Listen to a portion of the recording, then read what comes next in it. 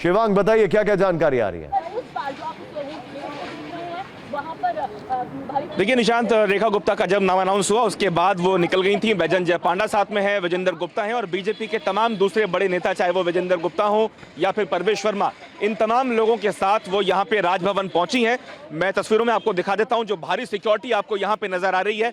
लगातार गाड़ियों का आना जारी है। बीजेपी के तमाम जो एमएलए चुनाव में जीते हैं वो लोग इस वक्त राजभवन के अंदर गए हुए हैं और करीब 2 मिनट पहले वो यहाँ तमाम लोग यहाँ पे पहुंचे हैं और कुछ ही देर में सरकार बनाने का दावा पेश करेंगे और उसके बाद वो यहाँ से निकलेंगे। हम कोशिश करेंगे उनसे बात करने की। तो कुल मिला के जैसा हम जानते हैं कि कल 12:30 बजे का समय निर्धारित किया गया है शपथ के लिए। उससे पहले बीजेपी विधायक दल के जो नेता हैं रेखा गुप्ता, जिनको चुना गया, वो अब यहाँ पे अपने विधायकों के साथ और साथ साथ पार्टी के जो नेतृत्व है उन लोगों के साथ यहाँ पे सरकार का दावा पेश करने के लिए पहुंची है। ये बड़ी इंटरेस्टिंग बात है जो आप बता रहे हैं यहाँ पर।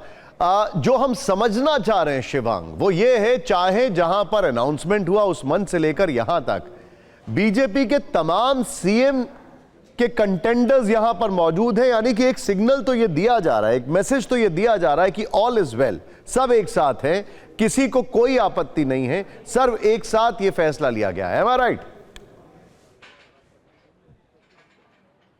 देखिए बिल्कुल, कल शपथ ग्रहण समारोह है और पार्टी बिल्कुल भी नहीं चाहेगी कि कहीं भी पार्टी में दो फाड़ नजर आए या कहीं भी कोई कॉन्ट्रडिक्शन नजर आए। तो इस वजह से मंच पे भी तमाम लोगों को बुलाया गया, तमाम लोगों से बातचीत की गई, एक ग्रुप बनाया गया, ग्रुप्स के अंदर सजेशन लिए गए।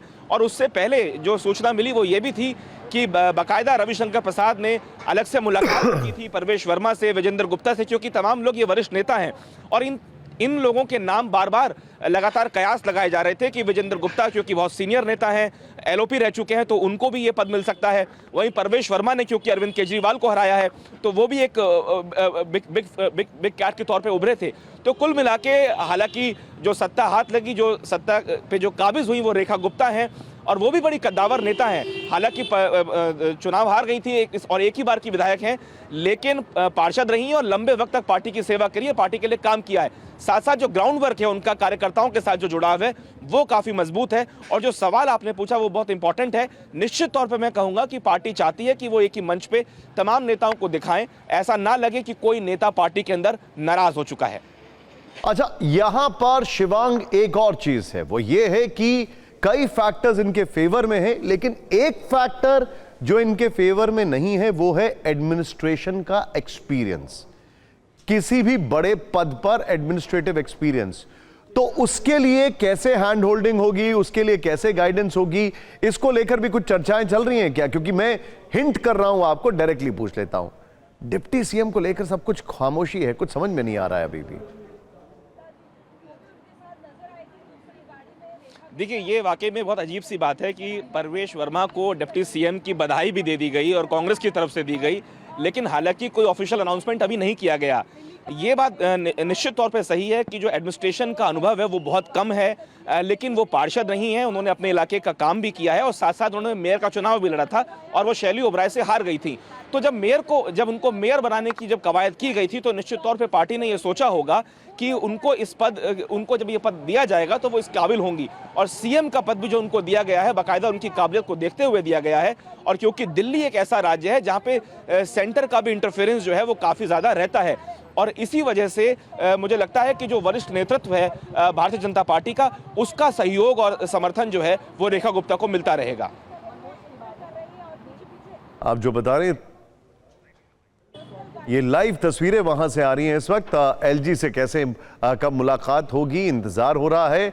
और ये अब मुझे जरा यहां पर पूरी एक एक चीज सीक्वेंस वाइज हमें बता दीजिए। हम देख रहे हैं सभी एलजी का इंतजार कर रहे हैं और अगर मैं गलत नहीं हूं तो दिल्ली से जितने भी सांसद चुन के आए हैं सब यहां पर इस वक्त मौजूद हैं। देखिए बिल्कुल, बहुत लंबा एक काफिला जो है दिल्ली बीजेपी मुख्यालय से दीनदयाल उपाध्याय मार्ग से चल के यहाँ पे पहुंचा है। बैजन जयपांडा जो दिल्ली के चुनाव प्रभारी थे वो सबसे पहले थे।